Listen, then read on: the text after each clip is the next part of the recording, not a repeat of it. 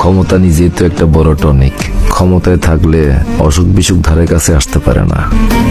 এখন যদি সামনের ইলেকশনে হাইরা যায় তাইলে হয়তো অসুখ বিসুখ আসবো, তখন হয়তো চেক আপ টেক আপ করাইতে হইতে পারে আর কি। ভাই শোনেন না, একদূরে হাসপাতালে গিয়ে আপনার হার্টটা একটু চেক করে আনি।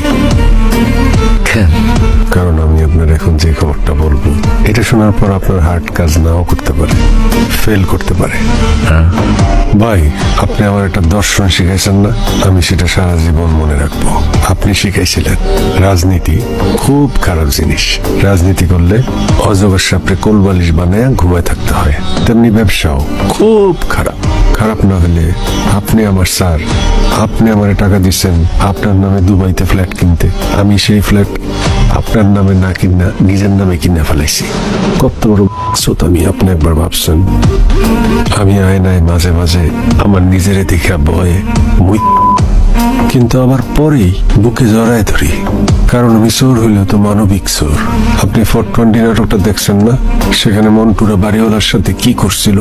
বাড়িওয়ালার শেষ পর্যন্ত নিজের বাড়িতে ভাড়া দিয়ে থাকতে হয়েছে। আপনার কি সেটা হইতেছে? আমি কি সেরকম করছি আপনার সাথে? আপনার থেকে আমি ভাড়া নেই, আপনার আমি আমার মাস্টার বেডরুম ছেড়ে দিছি। আমি নিজে থাকি গেস্ট রুমে। নিজের বাড়িতে কাহাতক চাকরের অভিনয় করা যায় ভাই।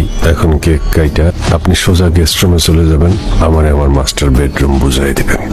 আমি জানি আমার এখন আপনার ফাইরা ফালাইতে মন চাইতেছে।